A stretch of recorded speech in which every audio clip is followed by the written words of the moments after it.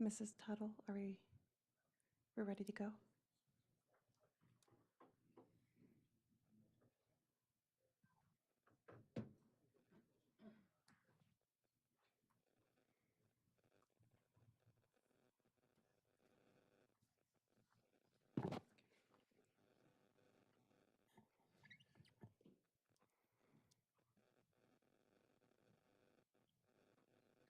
Good evening and welcome to our Tuesday, February 8th, 2022 School Board Work Session.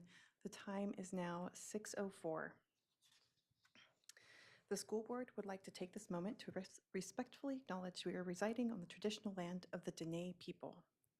Our mission is to provide an excellent, equitable education in a safe, supportive environment so all students will succeed and contribute to a diverse, changing society.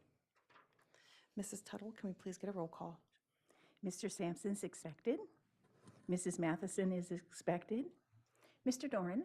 Here. Thank you. Mrs. Sanderson by Zoom? Here. Thank you. Ms. Marati? Here. Thank you. Mrs. Smith? Here. Thank you. Mrs. Luke?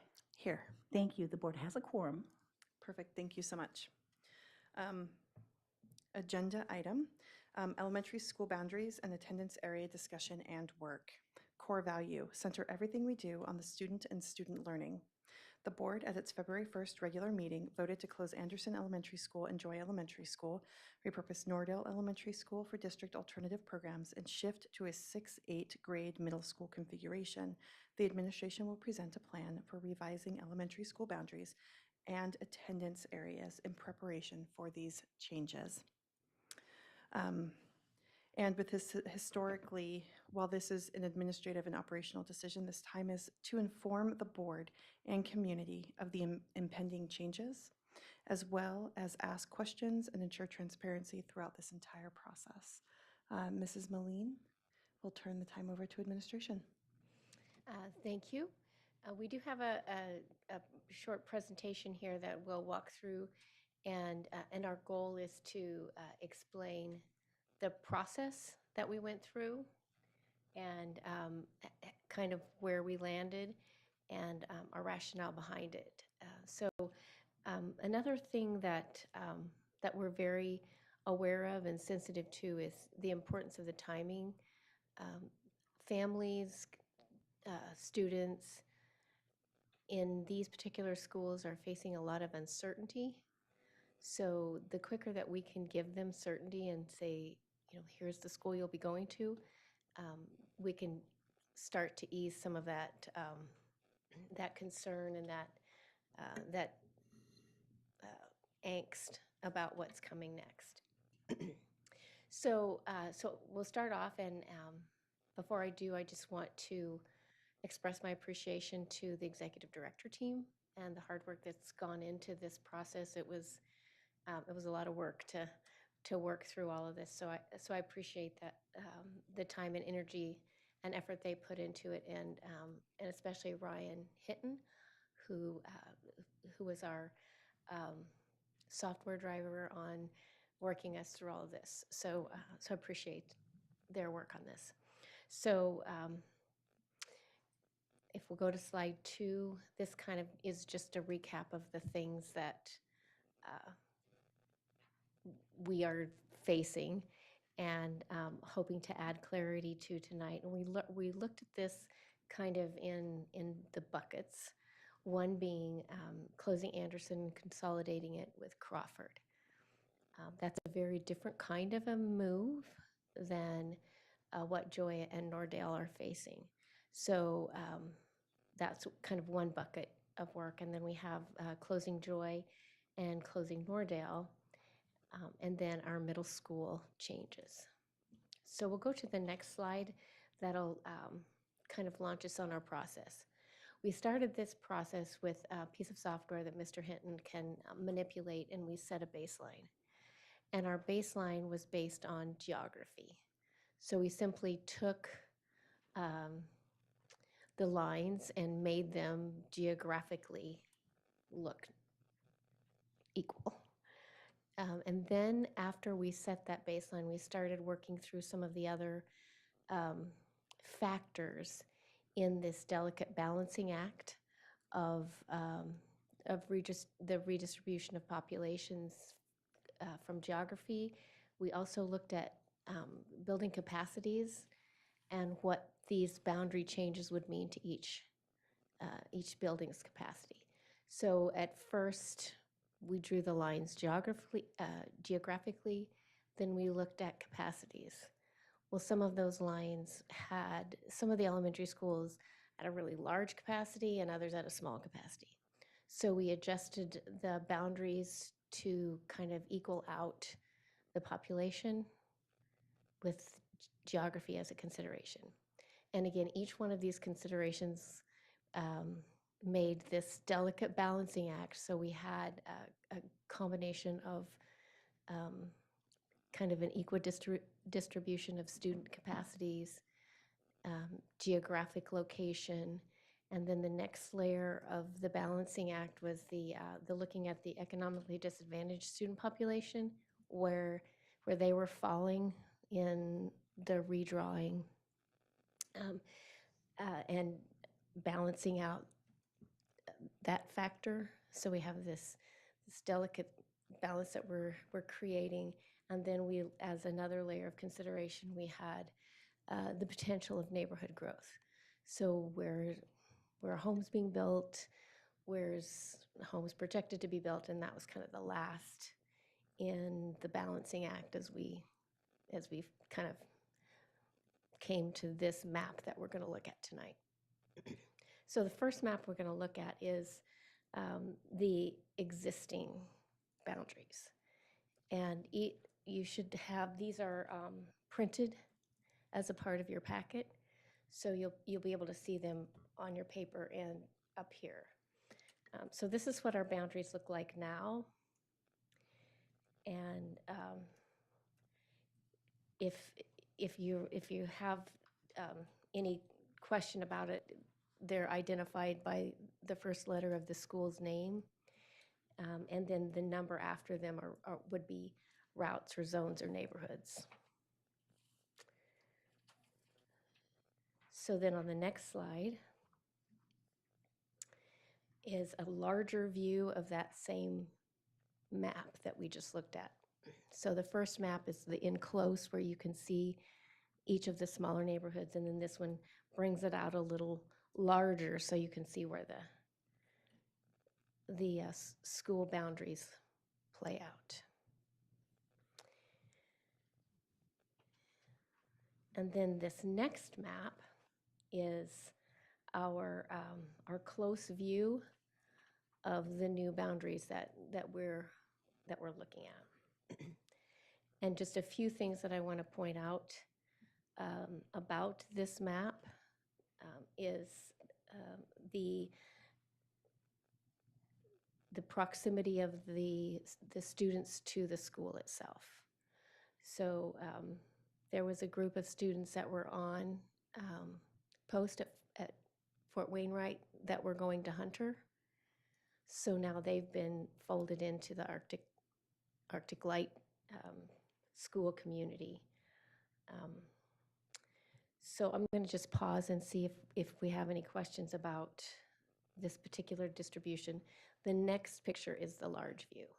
So, so there's the large view and how the boundaries look from the higher level, and then the previous one is the closer level. So we'll just pause and see if there's any questions.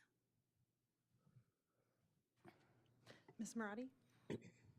Thank you for explaining the considerations and factors that you used. I'm sure that you did a demographic comparison. Can the board please have the results of this? So demographic, talk to me a little bit more about what you're looking for. Like, where are the free and reduced population, the as I fall out on this map? Is that what you're looking for? Yeah, so I'm assuming in order to make this plan, it sounds like you considered low income. So that's another demographic would be Alaska Native, BIPOC, Okay. and so on. Okay. We can get that to you. Is that what the, Yes, ma'am, we have that data. It's something we looked at. We just didn't include it on that color-coded bar chart because some of those zones do have really small numbers and it gets really granular. So to protect privacy, we omitted certain data in this presentation, but we can provide those numbers for you. It's just something we wouldn't want to put in a public setting because we don't want, the data getting too granular where people could be identified.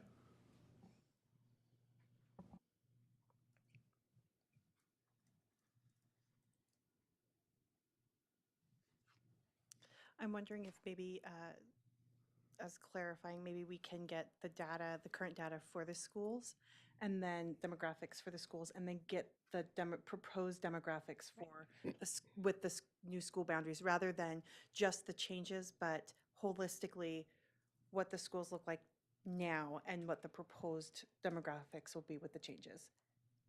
Is that what the board is asking for? Ms. Moretti? I am asking for those that are being moved, so displaced and put into another school, the demographics of those students. Okay.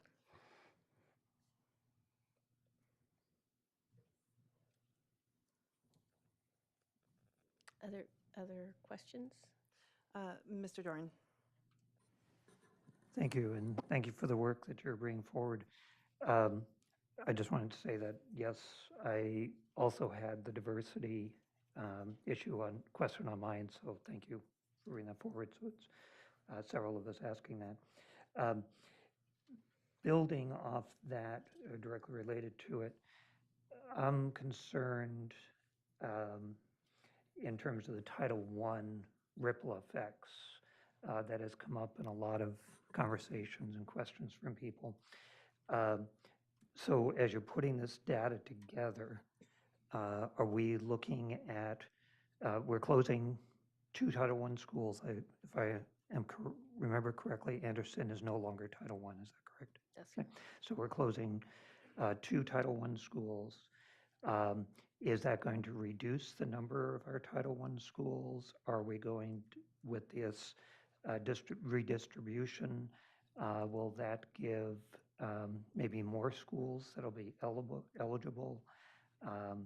That certainly has been a question that people have had. So if a kid moves, they may not be moving to a Title I school. They've been getting services, they haven't. But that would give us a big picture of that Title I projection. So when you're putting Right. this together, we Right. can have that. And so just as a part of our process, this particular topic was, we spent quite a bit of time talking about Title I schools, distribution of Title I services. So I'm going to let Ms. Marquand talk just a little bit about that process and some of our thinking and how we processed that piece of this. So Ms. Marquand? Yes, thank you for the opportunity to talk about that. Certainly, in looking at the redistribution piece as we consider where economically disadvantaged students reside, it's important to just say they do reside in all of our schools. So taking a look at the overall percentages, we're looking at a minimum threshold of 40% or higher to be considered. So schools that fall under that percentage, we would need to ask for a waiver in order to qualify them. And so at this particular point, in keeping with how does that actually look with the projected enrollments for the distribution of those students with the maps that you're looking at here? It's a consideration that the schools that are Title I currently within this area would stay that way, right? But how much higher are we going to push them over into further qualifications? So that was a really important consideration as we looked neighborhood by neighborhood, street by street, because it's a careful balance between maintaining school-wide programs intact, but not necessarily taking another program and putting it to the maximum extent to create a different type of situation. So those were careful considerations that we looked at as an entire team and that I kept my constant eye on as Ryan manipulated every neighborhood. And we've said, okay, what does it look like over here? What about over here? What's going to happen over there? In terms of doing the ranking and serving eligibility to how many more schools might come on or not, it's hard to say until this is finalized and what that looks like, because where students will land. But in this draft that you're looking at here, all of the schools that are currently Title I in the central area would stay that way. I'm not looking necessarily to increase more, but rather think about increasing the level of services that we have at our existing schools, because more students will be redistributed into that area. So that allows our overall district allocation, our per pupil funding, to actually increase to enhance wraparound services that we're offering in these small learning communities. So I think one piece to think about, I'm going to use Hunter as an example. So Hunter Elementary School has several different types of wraparound service programs that happen there. And so when you think about what their percentage is, they qualify for a school-wide program. Denali and Wien are also schools in that category. And so when you look at what their percentage is, obviously they're going to need more funding, Title I allocation, that they would naturally qualify for because of their percentage of students that are enrolled there. That will allow us to adequately staff and put different supports in there to help that school raise its overall educational school-wide programming for all kids. So those are kind of those ramifications that look what that looks like. But to be direct to say, well, are we going to add another school? If they're under that 40%, I'd have to get a waiver in order to do that. But we'd have to go through still the ranking and serving process based on the eligibility percentages. So I'll Follow add, up, please. Oh, okay. I'll just add to some of the comments that Ms. Marquand made.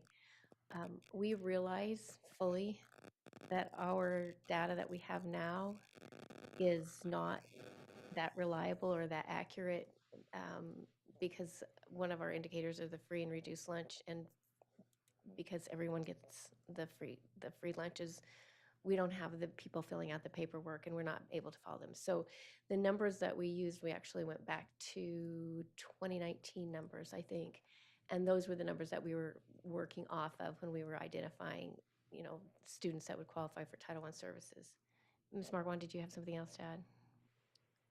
No, I just wanted to comment that we have started our conversations at the state level with our liaison to talk about the redistricting and looking at our ranking and serving eligibility currently in place due to the fact that Ms. Molina is talking about in terms of the percentage numbers being from a few years ago. Mr. Drouin? Follow up. Okay, thank you for, and that's one half of the picture that I'm asking about, and addresses really my concern. We are closing 2 schools, Title I schools. Consideration has been given to the fact that may, with the boundary changes proposed, that will perhaps increase the percentages of lower socioeconomic, and I understand that's some broad assumptions about neighborhoods is moved, but that in your conversations, it's expected that some of those current schools, which now have been reduced by 2, percentages will go up. My question then is the other part of that's part of it, but the other part of the question is what the ripple effects are for other schools receiving new students. Will their percentages go up such that they may qualify? So we would still have perhaps the same number of Title I schools or more, that would be over 40% perhaps, rather than just a reduction in the number of schools and some schools getting more money, but more students being left out of that service. Does that make sense where my question is? And if that needs to go back to the committee, that's fine. but it's something that has really been come to the fore in questions, and I would very much like to know what that ripple effect. And I understand these are all estimates. We don't know who's going to move into neighborhoods, who's going to move out of neighborhoods, but in the best, you're able to look enough to say, oh, we could expect these percentages to go up. What about other receiving schools? I'm just going to add a piece, and then I'm sure Ms. Moline would like to add some as well. I think that it's important just to distinguish and revisit a topic of conversation when we've talked about Title I before in answering your question, that it's really important for us to concentrate our funds to build really strong programs where those percentages are 40% and above. And that's really a key focus point. Whereas other parts of our system and other supports that we have in place, especially through student support services, our entire department, we have good programs in all of our schools because economically disadvantaged students are everywhere. So although there might not be targeted, like school-wide type of programming at a particular school, there are other types of supports in place to help bridge some of those gaps. And that's an important distinguishing factor to really talk about here, and what that looks like. So those are considerations that not necessarily additional funding is put towards, because most of our title funding is really towards staffing. And so when you take that off the table and think about what is there, right, it's different types of programs, supplemental materials, extra time in the day to take a look at differentiated work, for example, to help close some of those achievement gaps, or to fill voids of basic needs and services that need to happen for students. So those opportunities do exist within all of our schools as well. So I do think it's an important distinction, and I've mentioned this a couple of times when people have asked.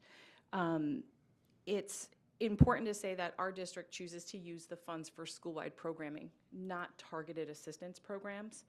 And so I just wanted to point that out, and I don't know if anyone else would like to elaborate on the good programs at some of our other schools, but that's what I have to say. Yeah, no, I appreciate that. And like I said, this was a lot of conversation around this particular thing and how we can support our socioeconomically challenged students in all of our buildings, and what that might look like moving forward. And there are a number of title programs that are available, and when we talk about title, like federal funded programs, A&E, McKinney-Vento, all of those programs exist in buildings throughout the district, and those students are served in a good number of our buildings. And I think a really quick one to kind of a go-to in the mind that's easy for all of our community to think about is what happens with family engagement opportunities at our schools. And so schools identified for school-wide title programs have targeted family engagement activities, but all of our schools offer really great family activities to all of the families throughout our whole community. That's one way to think about it. Mr. Doran, is a follow-up? Yes, and I won't belabor the point, except that I am very familiar, or quite familiar, I won't say very, I'll leave myself quite familiar with Title I and how it works and how you prioritize. My concern, and I ask that you please, when you're putting the data together, as we've asked previously, that we get some indication, because we are going down to Title I schools. Does it give us an opportunity to bring 2 other schools that may not be have had any Title I supports? They may move over that 40%. Are we, what do we anticipate some of those ripple effects? Or we simply just anticipate we're going to have fewer Title I schools, more money to be distributed among those ostensibly, and I use money more loosely. So just take that, what I'm getting, yes, we have supports in other schools, different types of supports. I'm looking specifically for Title I. Are we reducing the number of Title I schools, or do we look at other schools that may now be able to get access to Title I supports?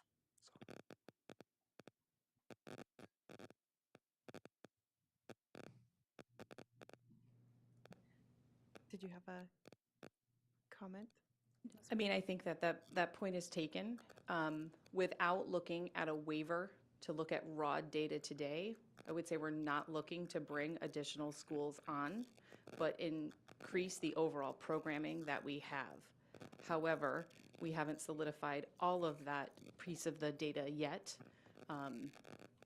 We're not that far in the process, and we do have some flexibility on how that looks.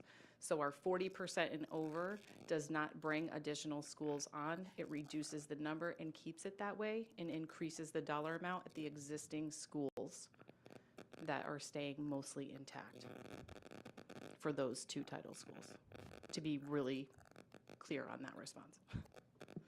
I appreciate the clarity. We're reducing the number of Title I schools. Is that best anticipation at this point? Thank you. Ms. Marati? Before we get to, well, two things. Can we add of the number of students that are being moved, if it's not already in there, the number of those students that are receiving special education services as a demographic? That is my request. My question is, Ms. Luke, you mentioned earlier that this is an administrative operational decision, and that as a board, we're listening. So my question is, will the board be voting on this, and what's the timeline? That's a good question. Historically, I looked back the 15 years of the last 4 times that boundary changes were made. In 2007 with North Pole with Dr. Ann Short, 2008 North Pole changes with Dr. Wagner, 2010 Pete Lewis with Nordale, and 2013 Arctic Light with Pete Lewis. All of those were done via an email or a presentation to the board, and it were all administrative decisions that they informed the board of. If the board would like to have this as a vote in front of the board, we could definitely do that. That's the purview of the board. But typically speaking, this was an administrative operational decision after the decision of the school closures was created.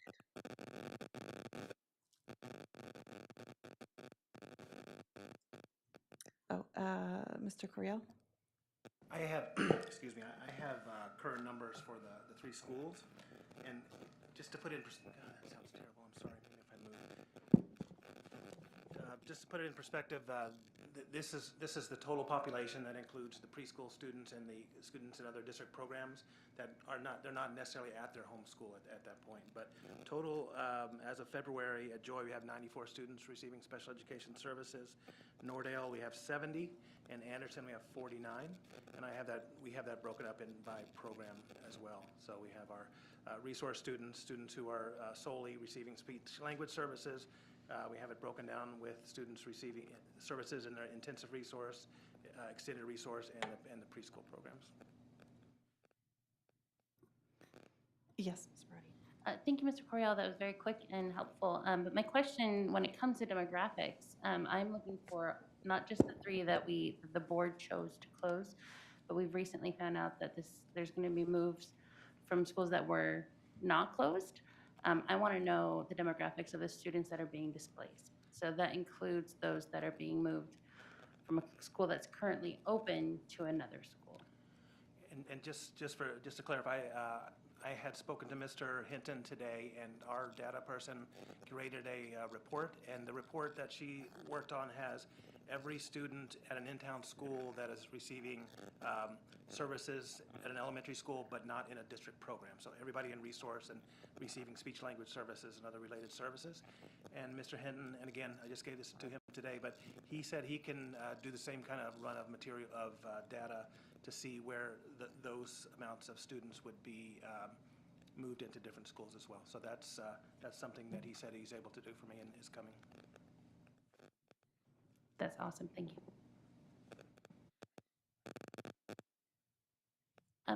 Sorry, may I follow up one more time on what you said? Yes, Thank go you. ahead, Ms. Murray. Okay, so to be clear, at this time, the board has no role in the boundaries. This is purely informational. And as a board, actually, I'll stop there. So just to be clear, that the board has no role at this time in these boundary changes and the moves that the students are going to incur. Currently, that is correct. Historically speaking, that is how it has been done for the past, the information we have on this is 15 years in the past. That's how it's been done over the last 15 years, especially with the big move of North Pole going from the K6 model to the K5 model. That's how that was done as well. But like I said, it's the purview of the board. If the board requests that we are involved in this and that we are able to do a vote on this, and like to have that opportunity, we can definitely do that and include it onto the February 15th meeting agenda, because we still have time to do that if that's something that the board would like to do. So in my opinion, in those past 4 times, the district has had the pleasure of having a superintendent. We do not. So I think at this time, the board, being what we were explained at the retreat recently, that the board is a liaison between the community and the district, I feel that it may be necessary for the board to be more involved than it has been over the last 4 times. Any other further thoughts from, and Mrs. Sanderson, I see your hand. Is it a new question or is it a comment on this? Because I'd like to resolve this and then we can move on to further questions. Oh, mine was a new question. Okay. Do you have a comment or a thought on this one before we call anyone else? The only comment I had is that we voted to, for the amendment to these 3, portions of what we're doing. So that's, to me, that's the board's job. We voted, the information was put before us, we voted on it, and now the administration is presenting how this is going to be implemented. And that's the only comment I have. Okay, thank you. And I'll come back to you when we're done with this, this discussion, Ms. Sanderson. Thank you. Ms. Smith and Mr. Doran? Thank you. Just to be clear, Ms. Luke, you're looking for input on whether the board would want to vote on this right now, or? Correct. Okay. First of all, I'd like to say that it is correct we don't have a superintendent, but we do have a chief school administrator. It was my understanding that the only difference had to do with staff evaluations and other issues like that. We have a perfectly competent leader of our community at this time. And I have no interest in voting on this. It would create work for our staff to have to create alternate scenarios that we would then have to vote on. And I trust our staff at this time. Thank you. Mr. Doran and then Mr. Sampson. Okay. Could I get the date that you said North Pole moved from a K6 to K5? There was, in 2007, they moved the 6th graders over. And then there was in 2008, they did a shift with boundaries in North Pole.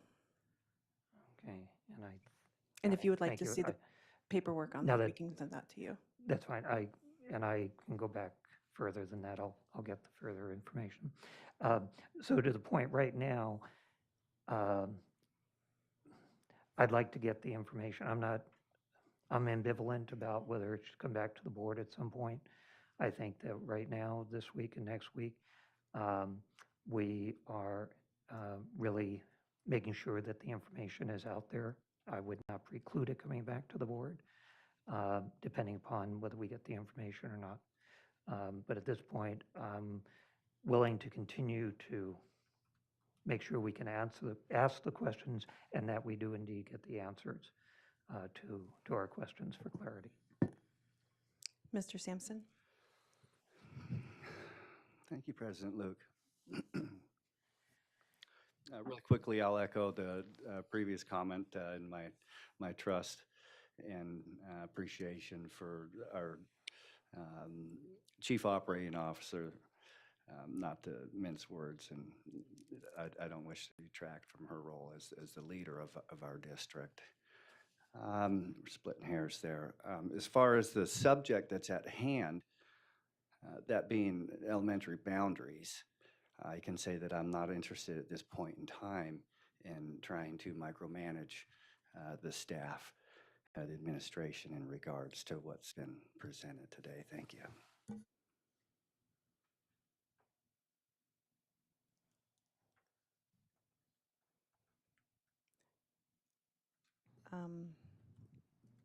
Considering the majority of the comments that were spoken by the board members, it looks as though they would like for administration to make this decision.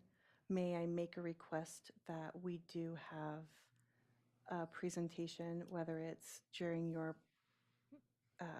chief school administrator report at the February 15th meeting, with the answers to these questions, Absolutely. just to ensure that we have everything finalized, so that we can get the information out to our community and our families as quickly as possible and get them out to our educators. Absolutely. I think that's going to be key in this transition, is getting as much concrete information to our families as early, as soon as we can, and helping through this. We do have a few more informational slides we can walk through.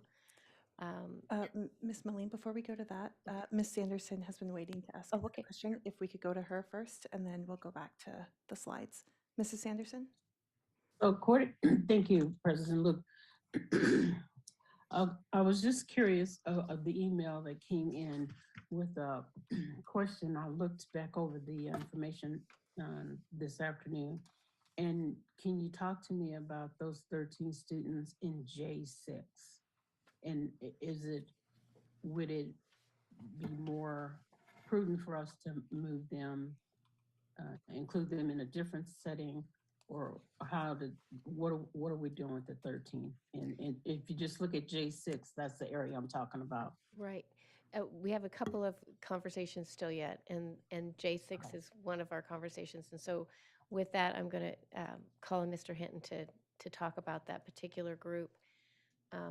And then we have some other groups that we'd like to talk about.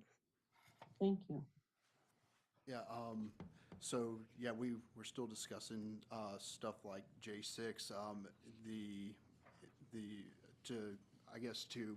So everyone's aware of what the content of that email is. Those students would be moving from Joy's boundary, which is closing, into Pearl Creek's boundary. Well, Pearl Creek has always been completely within Randy Smith's boundary and thus in West Valley's boundary. J6, because the middle school boundaries are not moving and the high school boundaries are not moving, that falls in the Tanana and the Lathrop boundary. It would be a new situation where you have students splitting off from Pearl Creek into different middle schools, but it's certainly not a unique situation within our district. The students in J6 currently would go through that path to different middle schools and high schools from elementary school, because Joy right now occupies they actually occupy a portion of the attendance area for all 3 middle schools and then 2 high schools.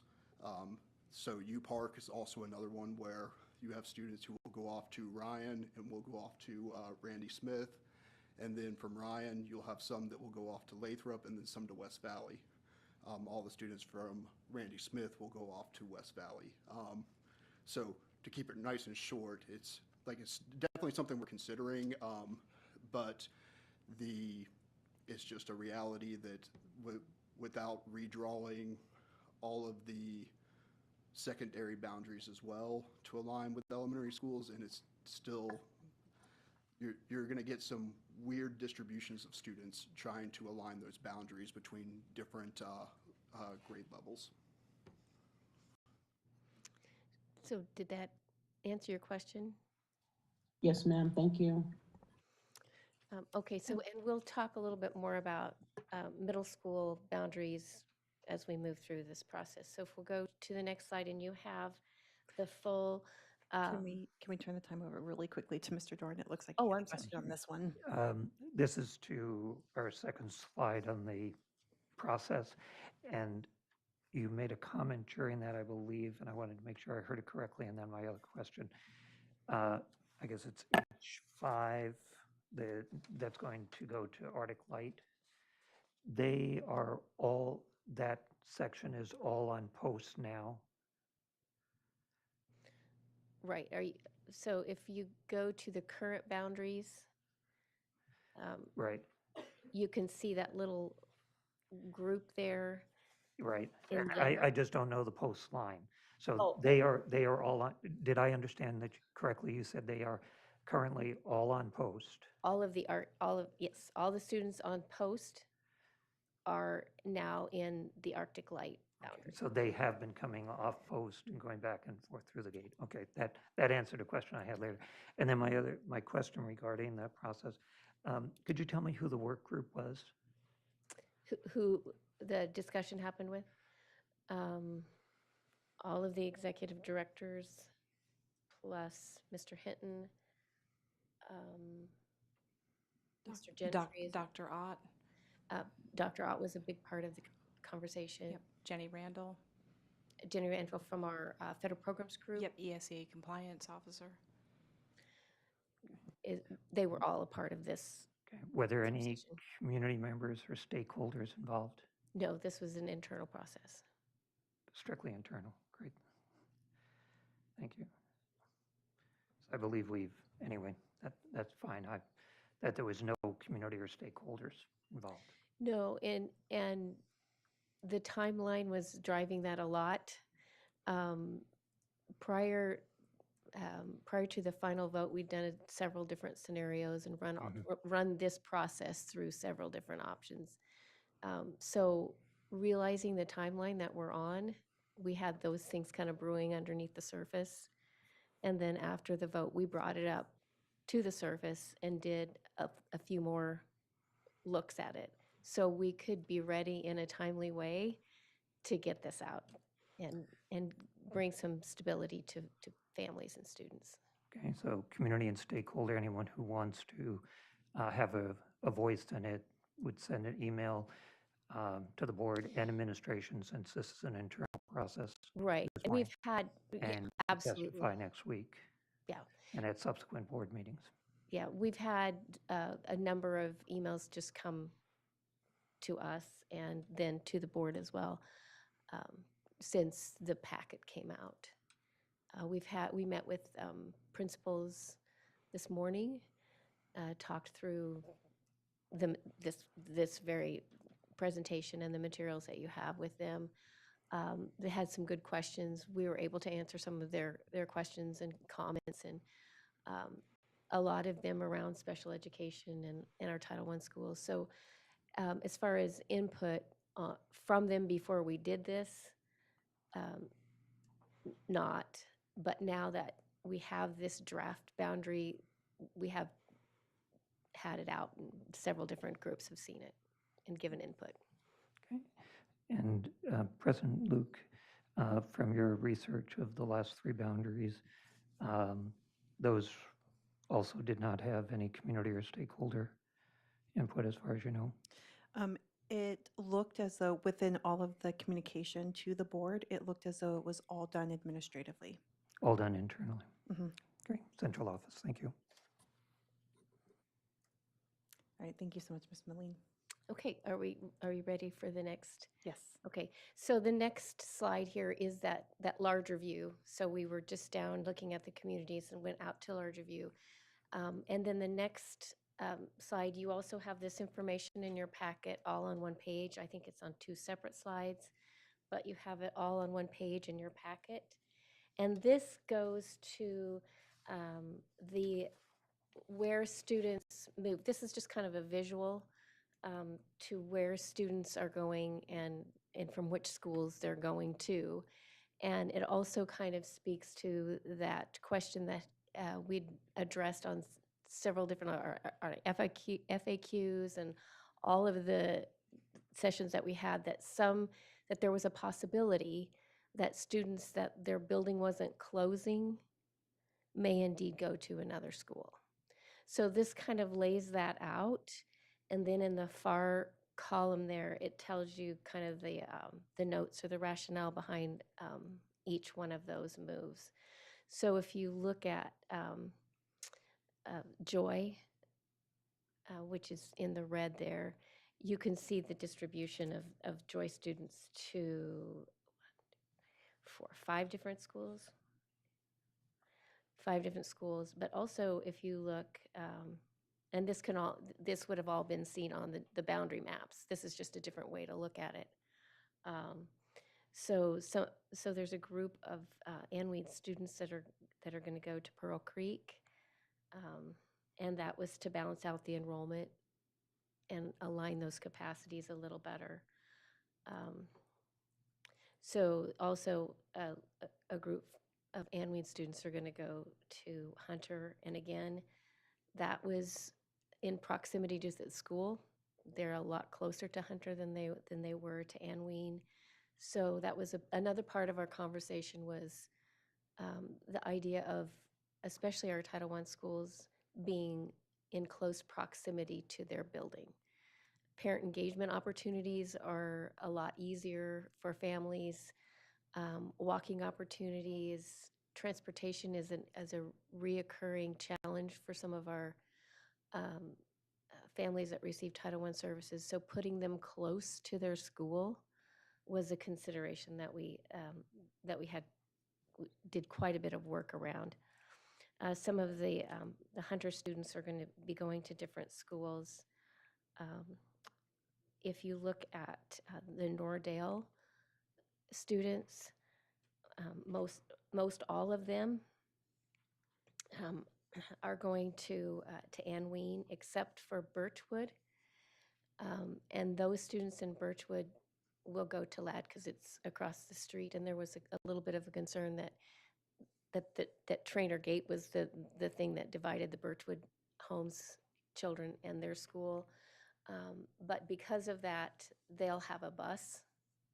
The Birchwood community has their own bus that will bus them to school because of the challenge of crossing Trainer Gate.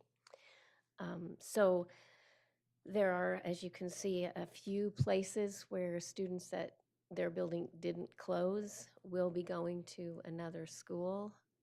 It's a relatively small number of students that will be impacted. I think Mr. Hinton has that number in his head. So if you want to just talk to that a little bit. Yes, ma'am. It's 140 students if their school didn't close, but those are K through 4 students that their boundary is shifting. So that would be impacted by these proposed changes. And then the other option that these families have is we have our OAA process that they can engage in, and then they can go to the school that they're attending. And in the OAA process, there are preferences that are given to certain things. And if a family chooses to not be in their boundary, just like always, you could enter into the OAA process. And one of your, preferences would move you up the line is if you were already in that school. Ms. Matheson? Thank you. I don't know if this is for Mr. DeGraw or Mr. Hinton, but how much money can we save from busing? Because everyone's going to be closer to their neighborhood school. How much money can we save doing that? So I don't have a fuel estimate for you as far as how much we're going to save on mileage. As far as total number of routes, that is going to be it's going to be kind of a wash because the routes that exist in the neighborhood currently will still exist in the neighborhood. They'll just be serving a different school. they'll be going to a different school. So we've run the numbers and just based off of these proposed changes, and it looks like we might come out maybe one route ahead, but there's also the possibility that it's going to come out about even. And in addition to that, what may change is ride times. So students may not need to spend as much time on the bus to get to their school. And then we'll still need to run the route, but the length of the route may adjust since the populations will be a little more compacted. Mr. Sampson? Thank you, President Luke. I just want to point out to anyone in the community that's listening that having spoken to multiple admin and staff members, that due diligence was given in regards to this topic of discussion, that, you know, we've tried to minimize the disruptions associated with closing down 3 schools. And, you know, we and the staff are doing our best to do just that. And this is part of the process where, you know, the staff comes before the board and we have questions, and later down the line, the community has an opportunity to weigh in and express their concerns. And that will be taken in, and maybe some changes will be made and maybe they won't. But I just want to give credence to the fact that, you know, we're trying to do what's best for our students. No one's trying to shortchange anyone.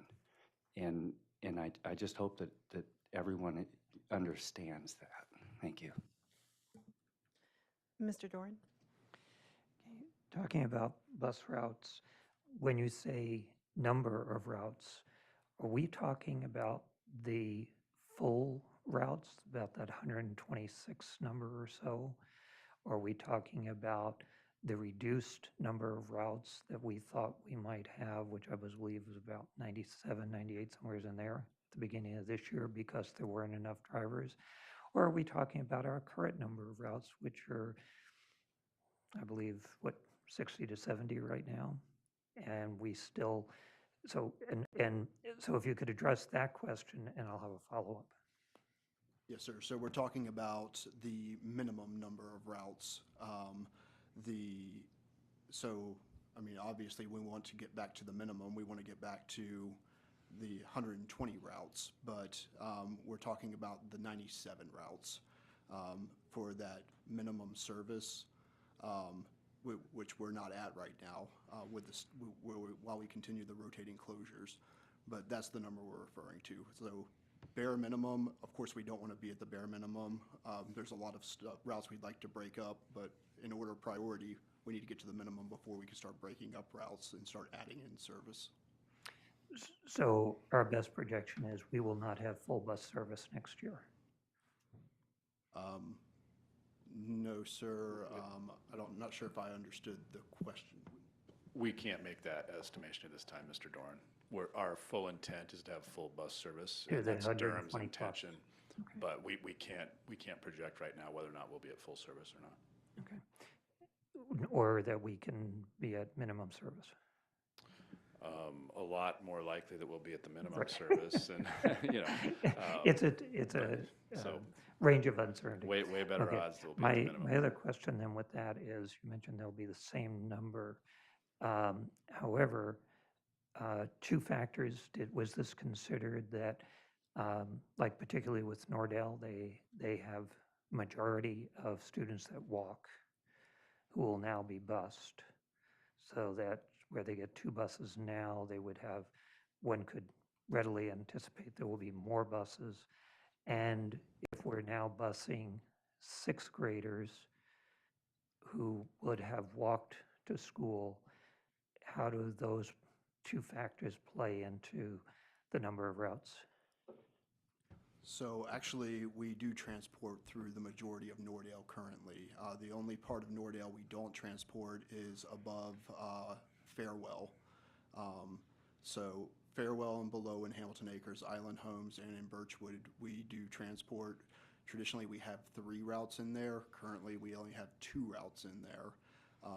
But the only place we don't provide transportation in Nordale is in the immediate walk zone that's not deemed hazardous, that's north of Farewell. Okay, and how about the sixth graders will not have to be bused to middle schools?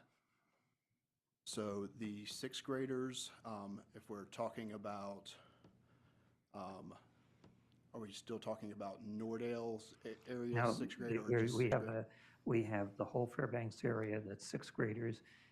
At least a sizable percentage would have been walking that will now have to be bused. How will that impact our busing routes, the number of routes for middle school? They would ride on the existing Yes. bus routes for the middle school, sir. We have plenty of room on those routes to accommodate all of those who will now be riding those buses. I won't say all of the routes have plenty of rooms, but a good majority of them, though, are not at capacity. Okay, and has So- that been factored into the bus routing at this point, or is that still to be worked out? It's still to be worked out, sir. Getting into which routes are going to be split up, because we do have some routes right now that they need to be split up because they're at the elementary school, the sixth graders are on it.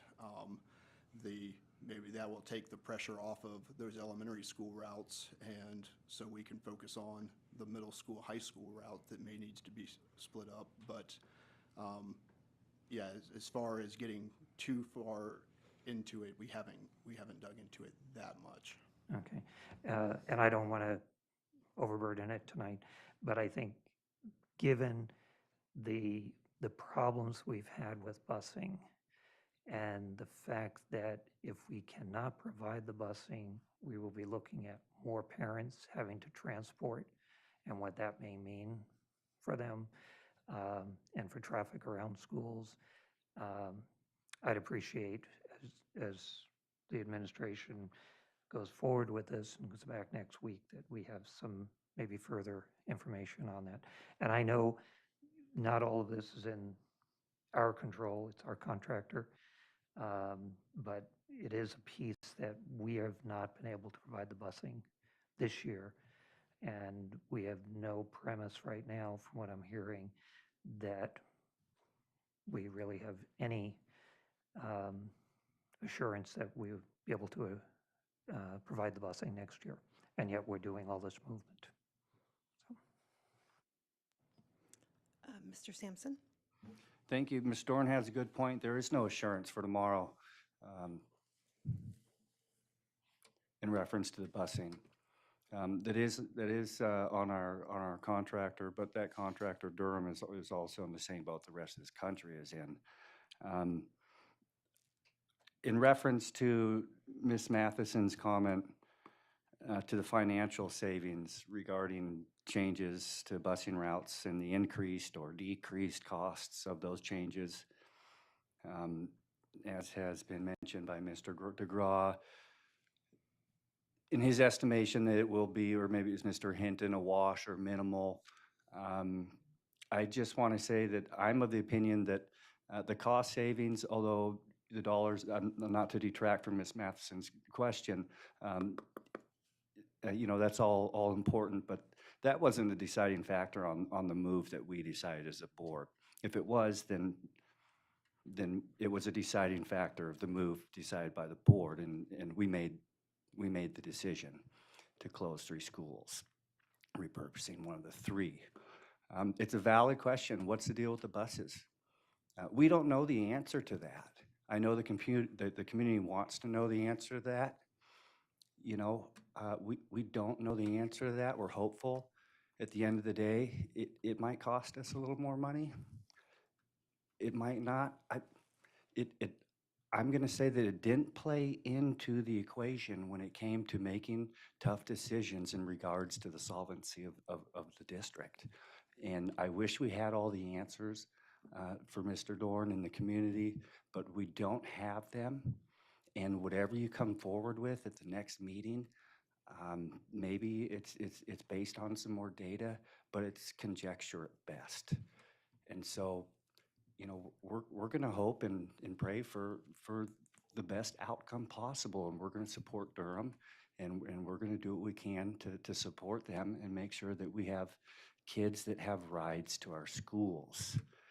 You know, the intent to serve the kids is there. They're valid questions, but I just want to caution us to, you know, to assume the best.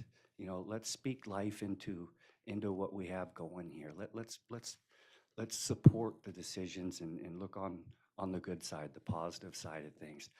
They're valid comments, they're valid concerns, but it's unrealistic to ask, in my opinion, next year, are we going to have, you know, how many drivers are we going to have?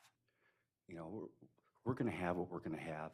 And if there's some means and manners in which we can assist Durham in the process, we'll look into that. Ms. Marati? The chair, could we keep decorum and hold to our board norms and not use our staff's valuable time to argue every comment that the board members are making? And every chair here is a leader, and I, for one, want to hear more from our administration and the questions that can be answered at this time. Thank you.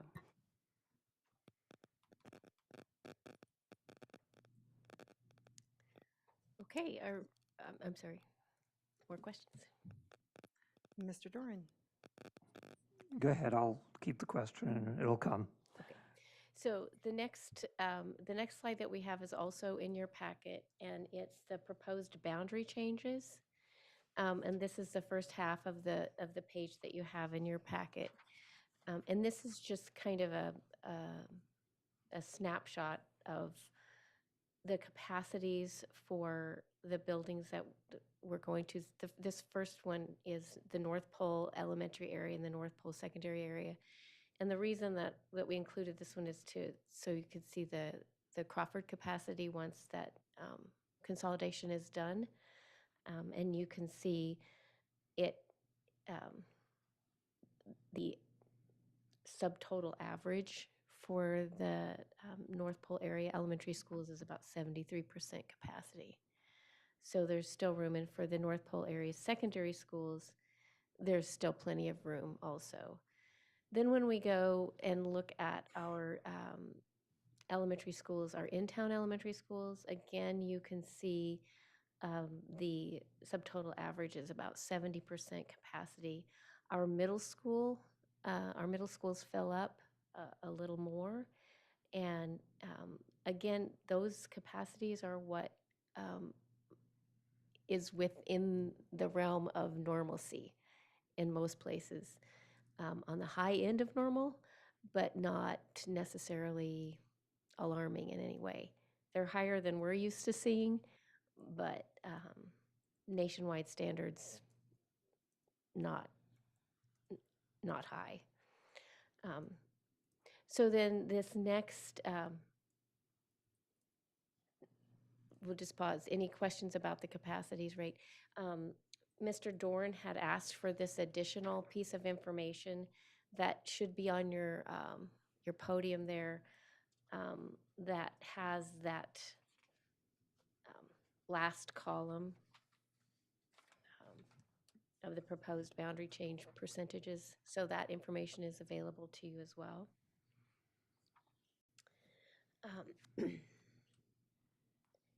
So then on the next slide, we talked a little bit about this already, those students that'll be moving, even though their building isn't closing. That information, again, is in your packet also. So We have a question. Oh, okay. Of the board. Mr. Doran and then Ms. Marati. Thank you. On the capacity page, and let me say thank you very much for the addition of what current, so we could, that extra column on there, that was very, very much appreciated, and I'm thrilled to see that today. Thank you. On the capacity one for Crawford and Anderson, brings Crawford to 85%. And just to have a reference, that's not a lot of leeway, but good leeway for on base. But conversation with the colonel and the Eielson folks, does that give them enough give us enough latitude there. And knowing that both from the Colonel's comments the other night, Colonel Williamson's comments the other night, and the borough conversation, and also coming up on the borough assembly meeting, that they're looking for housing, but it would be off base.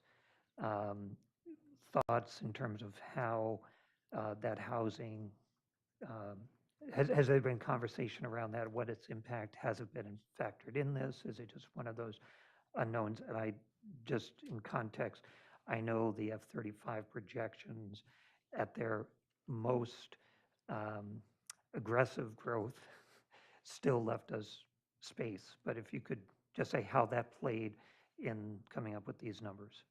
Yeah, I'll say a few things and then turn it over to Mr. DeGraw. Yeah, I did have conversations with Colonel Williamson prior to this, and he did mention the reduction in family unit homes over the last several years. So they've realized that themselves. So the housing would more than likely happen off base. So Mr. DeGraw. Yeah, and just to add, there's a significant number, up to 3-digit numbers of out of attendance area students there coming from the North Pole area. So if we did, in the unlikely event that we started to see an increase in students, we could simply turn off that. Students are automatically allowed to attend out of the attendance area at this point. We could simply flip the switch and turn that off to control enrollment at Isles and at Crawford. Right, so it was factored in. And do we have very many who are OAA? A lot. We do have a lot. Over 100. Okay. Well over 100. That are non-staff. Correct. Children that could, if that needed to be done. Okay, thank you for answering that. And I'll get back in the queue. Ms. Marati, then Ms. Sanderson. I wanted to thank you, Mr. Dorn, for asking for more information about capacity and to the admin for providing it. I noticed that some schools are still in the 60 percentile, and I'm wondering what will come of that next year. Not the one that we're planning right now, but the next round of cuts.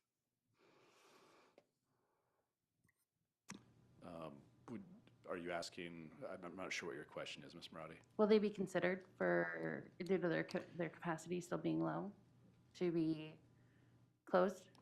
If our district-wide enrollment continues to decline as it has for the last 15 to 20 years, additional school closures will be on the table. May I follow up? Go ahead. What type of decline in enrollment will that need to be? I can't give you an exact number. I would just say, I think it's been pointed out several times that the capacities are remaining at low levels. And so, certainly administration and the board and I think everybody involved with the district is hopeful that,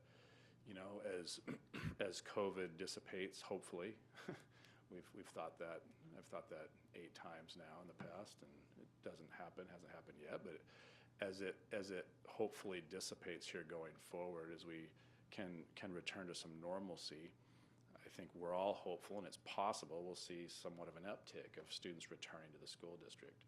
And if that's the case, I think that could very well potentially not completely eliminate us looking at additional closures, but that would really be a big factor that would minimize that possibility going forward. So to answer your question, I would say really because capacities are already noticeably low, it's been pointed out by Mr. Doran several times, and I think those numbers speak for themselves. Any kind of continued decrease would bring that conversation onto the table, however small it might be.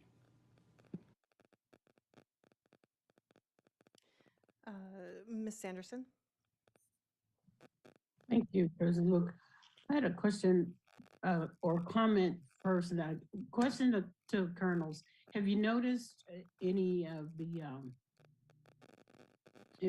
home improvement things that North Pole has done? Has that made any kind of impact with all the new apartments and rental units that they have put together out here, because if you take a drive out North Pole, I don't recognize it anymore, but I know the city of North Pole has done quite a lot to secure housing out here in this area, so that would impact the North Pole schools. I was just curious if anybody's noticed if that's being taken advantage of by any of our military families that you've noticed. Ms. Anderson, the colonels are not currently online this evening for our meeting. Okay, I'll save that question for another time. So as a matter of that is what's going on out here. We have huge, a building all summer. There are new apartment complexes all over North Pole area. So I was just curious about that. Anyway,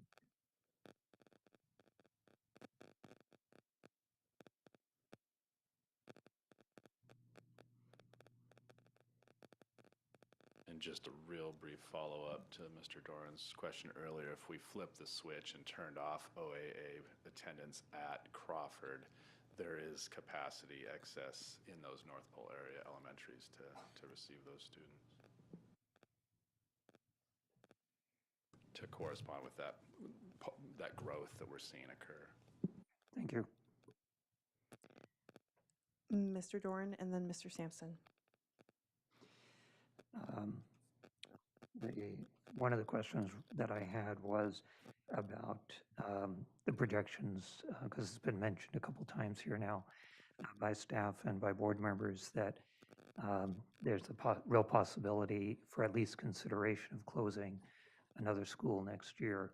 And I am very interested in whether this is a one-year view or in terms of our vision, we're taking multiple year perspective so that we minimize the number of students who are moved around. This year, we're moving around 756, I believe, the numbers that you've given us so far. My question then goes to the middle schools. By the numbers, we have 94 seats available in middle school.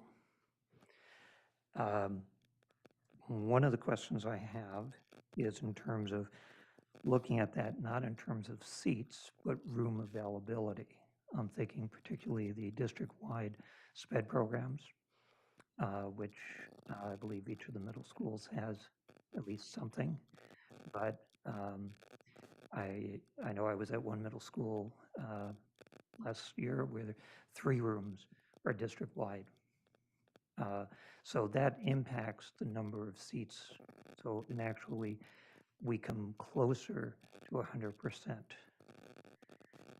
If we get, it won't take very many. You mentioned Mr. DeGraw just recently tonight that hopefully we will get students coming back to our district, coming to in person, which reduces those seats even more. We're really tight. That really brings us to 100%. We've been there at our middle schools. We've been over the 100%. Planning to be there is very different from not having a building. And when we were over the 100%, we built a new middle school. So my question is, what's our room availability? And what's the impact on the available seats on these infractions? And I may have a follow-up depending on that answer. So I'll start with that one, and then Mr. DeGraw, Mr. Hint can follow up. I want to go back to your comment about forward thinking and next year. It's going to be really difficult to see how these changes fall out by next year. So to say next year, this or thus is going to happen, I think we just need to see how this affects us and see what kind of enrollment changes might happen because of that. So right now, this is our long-range plan for boundary changes. So I just wanted to put that out there. It's going to take a couple of years for this to settle in. So then to the seats. I believe Mr. DeGraw has talked about this before, about the number of seats and the kind of enrollment bumps that would have to happen. So I'll let him talk about that now. Yeah, just to give the public and the board an idea of if we're looking at 80, 90 available seats, it would require a district-wide increase of about 700 or 800 students to equate out to, if it was evenly dispersed across all grade levels, it would equate to a district-wide increase of about 800 kids. Now, to your point, you make a good point about SPED programs taking up more space than normal regular ed programs. And I think in that case, and Mr. Coriel, kind of to Ms. Maline's point, Mr. Coriel would handle the details of this if and when it occurred, of we would have to utilize existing excess capacity in the district. We've talked at length about significant excess capacity at multiple elementary schools. We have excess capacity at our high schools. Lathrop High School is barely over 50% capacity. West Valley just at 2/3 roughly. And so we would just need to look at creatively utilizing excess space in the buildings that we have and relieve the pressure off of our middle schools that, in the event that they start to creep up towards 100%. But I would just repeat and reiterate, that's not our experience. Unfortunately, this will be my 4th year, and I haven't had the pleasure of experiencing enrollment coming in higher than projections. It's lower every year. So I hope that turns around, but unfortunately we have to Ms. Maline's point, we have to have plans in place, which we do. We have a plan if and when the unlikely event occurs. And we move forward with a plan to really enhance the middle school experience for our middle schoolers and expand out the opportunities for 6th graders tremendously. And I would love the problem of the middle schools going to 100%. That would be phenomenal. That would bode extremely positively for this school district. I would take it tomorrow if that were to happen. And when we have plans in place to utilize other spaces, as if we were to see pressure space-wise in those middle schools. Follow up. Go ahead, Mr. Dorn. Okay, so do I understand it? Because I haven't got an answer yet on district-wide middle school programs. I got an answer that says, well, if we needed the room, we'd move them out of middle school, which then they're no longer with peers, which is part of the whole thing of having integrated programs in our school. So if we have district-wide SPED programs in our middle schools, they take a classroom with fewer than what we count those seats by. So that 94 could come down very fast to half that. And I would find it unacceptable. I find it unacceptable that where target is to 100% when we don't even need to be there. But that's what we're aiming towards. So could we get an answer on the district-wide SPED programs? Well, yes, I mean, your point is well taken. I think that, what we're going to have to do is like we're going to do with all the programs, is review, go through building plans with principals and see where rooms can possibly be moved. And I agree, we would not be moving a middle school program out of middle schools. We do have other things. I can give you a couple of examples. So right now at Ryan, we have the ABLE program is housed at Ryan. The ELP storage is at Ryan. So we have 2 or 3 rooms right now at Ryan that are not being used for student use that will have to move. There's an IR room at Ryan, and I don't, Ms. Stewart is not here to speak to it, but it's specifically made for an IR room, and to my knowledge, it's not being used for, that's the primary purpose. It really doesn't serve any purpose other than being an IR room. It has a kitchen, it has the railings, it has the stuff in the ceiling for, for different kinds of facilities. So that room's there. It's not being utilized for an IR room. So that's where the IR room would go. And a lot of our programs, especially in middle school, the students are, when we say self-contained programs, most students in middle school and just a handful of students in most of our programs in high school are actually self-contained.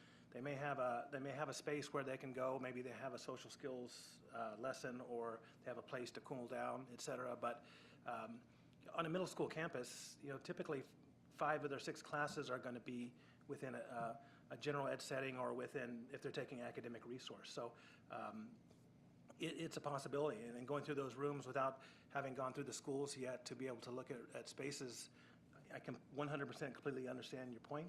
I think looking at available space and being creative, I think that's something that we can do. And again, just to reiterate, middle school programs will be at middle school. I mean, the only things we've considered are, for instance, our bridge program that, those are post-secondary students and that could go somewhere else and find a similar peer group. But you're right, 6th graders in a program aren't going to be sitting at Lathrop High School. We would look at other resources to move, like the ABLE and other programs. So again, I don't have a perfect answer, but it's something that we'll have to account for. We have to serve those students, and they need to be served in adequate facilities with adequate room. So you're right, it's going to push the boundary a little bit, but I think in most cases that we'll be able to find spaces to do that at minimum adequately, plus more for what our students deserve. Short follow-up question. Yes, and then we need to move on to other questions.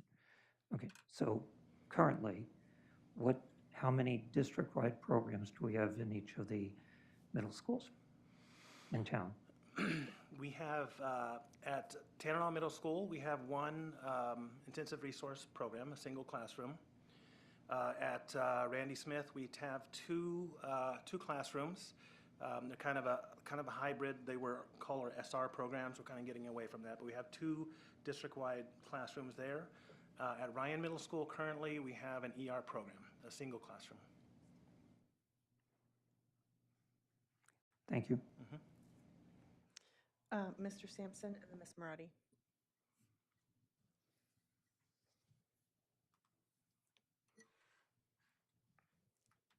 Thank you, President Luke.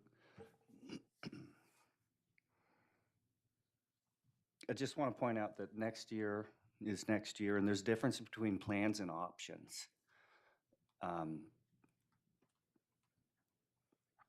There's a difference between plans and options. I didn't necessarily take any comments here today to come across as saying we're going to send junior highs into high school settings. What I heard was we're going to, we have we have a multitude of options. We're going to utilize the space that we have, and that may include a change of locations. It may include students going other places. It may include 101% utilization of space. What I heard was we're going to utilize the space that we have in the best manner that we can, and we're the options are there, and there's going to be obviously light plans in the back of our heads, but there's nothing set in stone because the board hasn't made any decisions on the matter. Now, I don't want to get too far off point with what this meeting is. This meeting was is for boundary changes, granted that building enrollment and capacity is there. I do want to make one point, and I could be wrong, but it's the way, it's how I see it and how I interpret it. The conversation when I make my decision, when we look at the capacity and we look at the enrollment and the square footage, and we look at that capacity, and when we point out a school that has a 66%, a 61% capacity, that school's capacity doesn't mean that it's that school, due to the fact that it's got the lowest capacity, that means that it rises to the top. If we were considering closing a school, it's just one of the many factors. It's unreasonable to say, oh, well, that school's capacity is at 61%, so that's at the top of the closing, list. That's not the case. We are looking at The admin staff is looking at a multitude of factors when it comes to recommendations or decisions, and the board is also.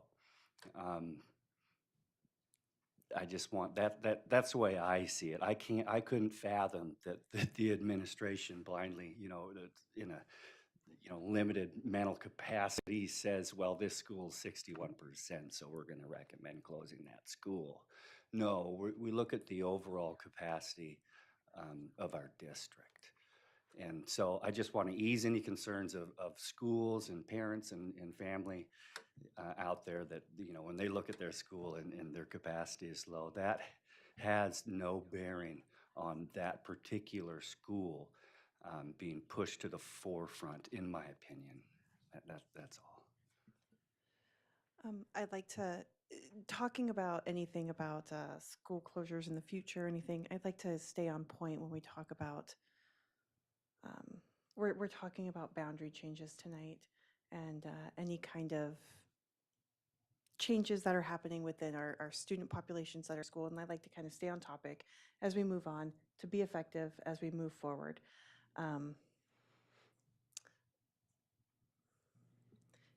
Is it about boundary changes this year, Mr. DeGraw? Okay. I'm going. Keep decorum. That was very inappropriate, Mr. Sampson. Oh, no, as the chair, I would like to remind everyone to keep decorum with each other as well as with administration.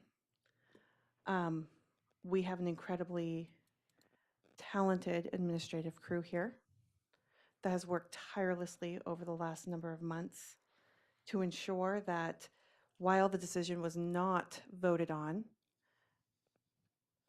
until February 7th, that they had plans or possible outcomes after that vote. I think that we need to respect their abilities as administration, but I also think that we need to remember the board norms that we have created a year ago within our board retreats with AASB, and that we need to assume positive intent of board members, address concerns directly with each individual in private outside the meeting, avoid digital communication during the board meeting, and broaden communication to the community by the board on the board's responsibilities, and advocate for public education and the board's role. So I would just like to remind the board of those 4 board norms because that was unanimously affirmed at the February 15th, 2021 regular school board meeting. I would like to go forward. Ms. Murata, you had a question. You were up next in the queue as we just continue to discuss school boundaries. I'm not sure how to discuss school boundaries without discussing capacity and enrollment for next year, since the school boundaries that we talk about now affect the capacity next year. Capacity is part of the school boundary changing. You said we can't talk about enrollment and capacity next year.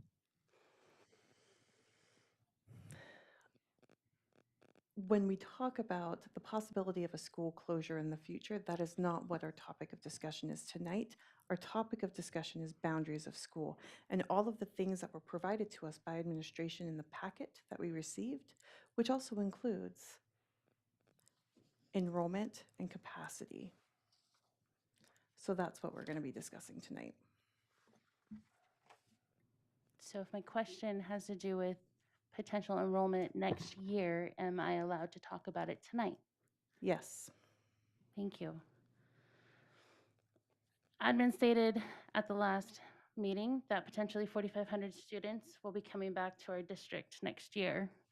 That's far more than the 800 that Mr. DeGraw needs to put us over 100%.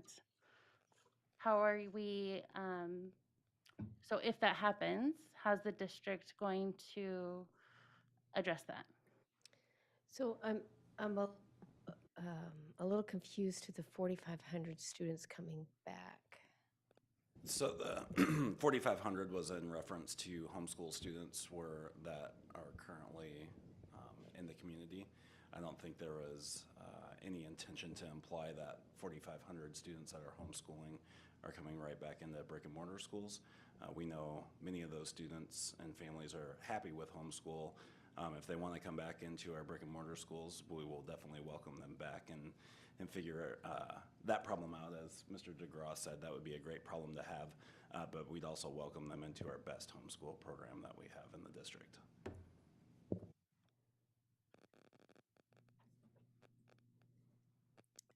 Any further questions? I'd like to turn the time back over to administration. Okay. Mr. Dorn had his hand raised. Are we moving on, or? I We apologize, I can missed move your on, hand. but I have questions, so, Go ahead, Mr. Dorn. okay. So, two questions. One, Mr. Minor, where do we get that 4,500 number? As being within the Fairbanks borough? Knowing the enrollments of other homeschool programs that are within the Fairbanks borough. And that's the enrollments of Fairbanks residents who are in those, or are those their total numbers? Are you just going out? I don't know where the 4,500. Talking to other homeschool programs here in Fairbanks locally and getting their numbers that they currently have enrolled. From Fairbanks? From Fairbanks, yeah. Okay. Not statewide, Fairbanks but Fairbanks specifically. Okay, so even though Raven has over 4,000, for instance, currently, they might have 100 from here. Point of order, Is it? have to do with the boundaries? That's correct. Raven has over, I think, 1,200 students here in Fairbanks. Okay, thank you. And my other question on numbers, we increased our enrollment by about 1,000 that we got back that we had lost this year. So what's our projection of that other 1,000, that none will come back, some will come back? Do we have any idea? And I know next week we'll see some projections in the budget, but at this point, because we did see an increase. We saw quite a number, half the number who had left come back. So we did see an increase from actuals to last year. However, we were about 250 students down from our approved budget enrollment. So we were down. Right, so we had hoped to get 1,250, but we got 1,000 increase. Roughly, yeah. So we may get Our more. approved enrollment was 12,485. We came in at about 12,250-ish, 40-ish. Okay, and we don't expect to And get. so, no, my enrollment projections that will be in the proposed budget will be down to about just shy of 12,200. Okay, none of those other 1,000 we lost, do we expect to come back? We have no indication that we will increase students from where we're currently at. And can I make one observation with SPED? Go ahead. Roughly, in rough number, we have 4 current middle school rooms dedicated for district-wide SPED. If even we use the low number of 25 per classroom, that's 100 students, which is more than what we have seat capacity left. So just something to factor in, that we're perhaps at already 100%. But when you look at those numbers for next week, I appreciate it. So I want to, can I respond to that, Ms. Liu?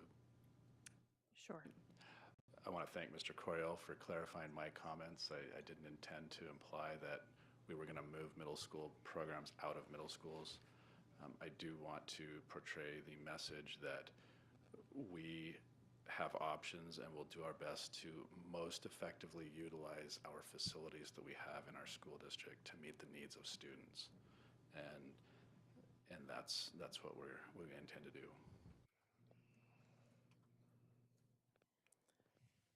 Ms. Matheson, did you have a question? No. Okay. Okay, we just have one more piece of information in our presentation, and that's the middle school boundaries. The middle school boundaries are not going to change. After we did a number of different calculations, the boundary changes weren't necessary for that equal distribution of students that we were looking for. And you can see that in the numbers there. So what that means is that the middle school, an elementary school student who's at Joy right now will still go to the same middle school that he or she would have gone to if Joy hadn't closed. So the only thing that's going to be different for a student is their starting point. So they may start at a different elementary school, but their middle and high school experience would be the same as if they hadn't changed elementary schools. So the only difference in the sequence is where you begin. The rest of the sequence will remain the same.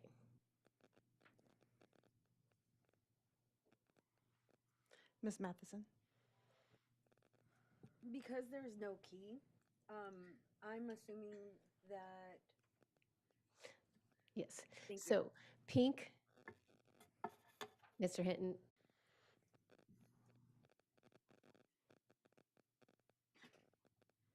So if that kind of concludes our presentation, and I do want to just reiterate what's already been said, is that our goal in rebounding, consolidating schools is to serve our students the very best possible way that we can, offering them the services that they've been identified for, whether it's special education, supports for McKinney-Vento, whatever supports that have been identified for those students. Our commitment is to provide an excellent education for them no matter where they sit, no matter what their socioeconomic situation is. They deserve our best, and that's what we intend to deliver.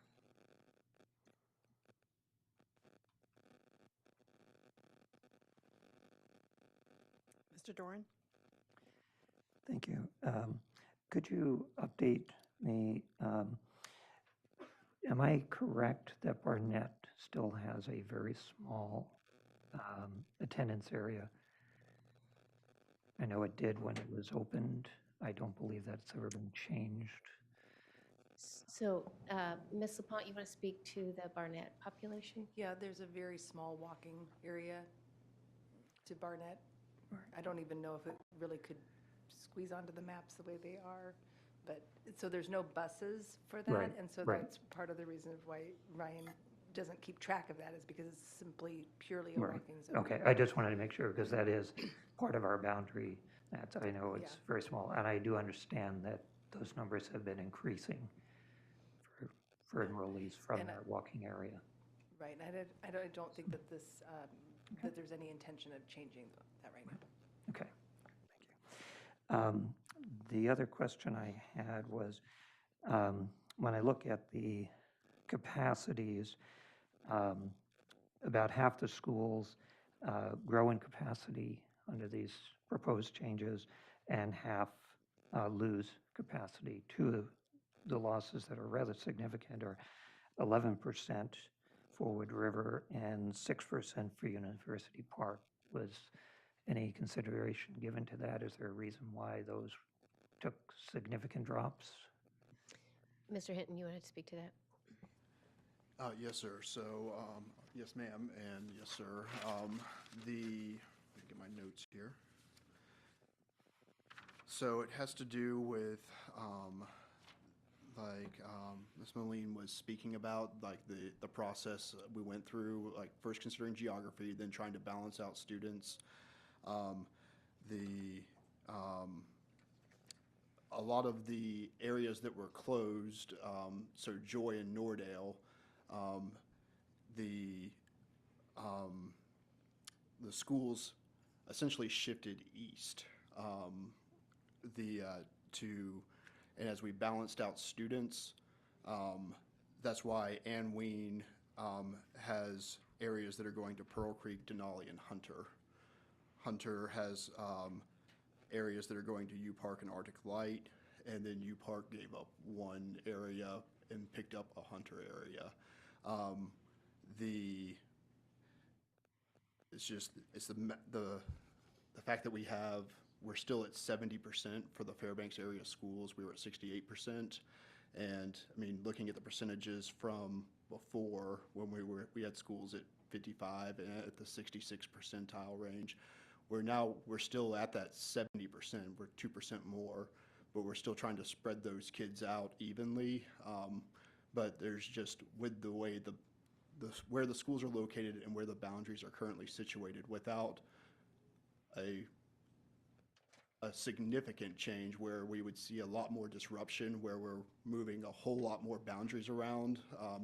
We really try to keep that to a minimum of those boundary shifts, because really you're looking at Ann Ween and Hunter have the schools that aren't closing that have the biggest shift out of those 140 students that are going to be affected by their school didn't close, but their boundaries changing. There's only a handful at U Park that are affected by that, so the majority is coming from Ann Ween and Hunter. But if we were to try to distribute the remaining 70%, the 70% in the Fairbanks area schools evenly across the board, we would have some very inefficient boundaries, as far as you would have more pockets in different places as we tried to balance it off of numbers. So that's why just capacity is only one part of the consideration. It's also where the school's located, where the students are coming from, and then also part of that economic. Oh, go ahead, sir.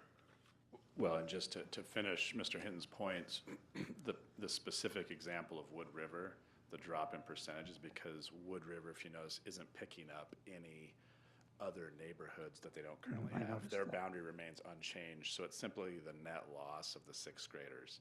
We could address that capacity, but then we would be impacting students in a way that they would have to change schools without their schools being closed. And so we wanted to keep that number to a minimum. And so that's specifically Wood River's instance of why that percentage drop occurred. And U Park's significant drop also. Similar, yeah. So to your It does point, have Mr. Dorr, we could impact on those schools significantly.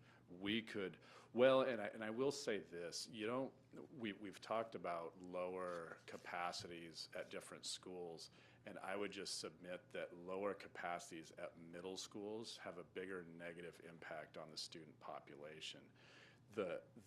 Because you get into elective course offerings and things of that nature. With the middle school, when you get down to lower capacity levels, it negatively impacts their abilities to offer a complete menu of elective choices for students. At the elementary, it's simply an exercise of applying the PTR to the student base and having regular classroom teachers. And each of those elementaries, regardless of their capacity level, have a music teacher, have a PE teacher, have a counselor, have an admin secretary, et cetera, et cetera.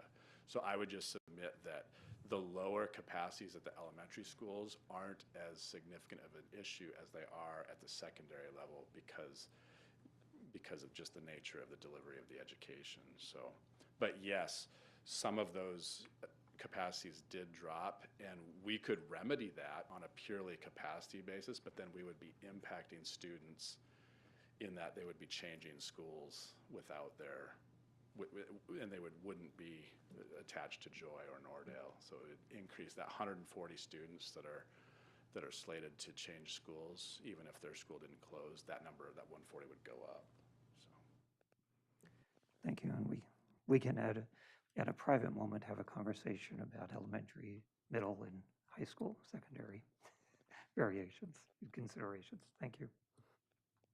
But again, I just want to reiterate for the public as well that we're staffing each one of those elementary schools at full staff levels, regardless of their capacity levels. As we do with the secondary schools. I'm sorry, I shouldn't, probably, that's a rhetorical question, sorry. I apologize.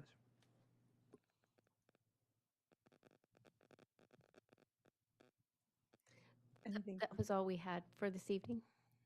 Okay. Any other further comments from the board? Can I get a motion to adjourn? Move to adjourn? Second. We're adjourned. I'll comment tomorrow. For now.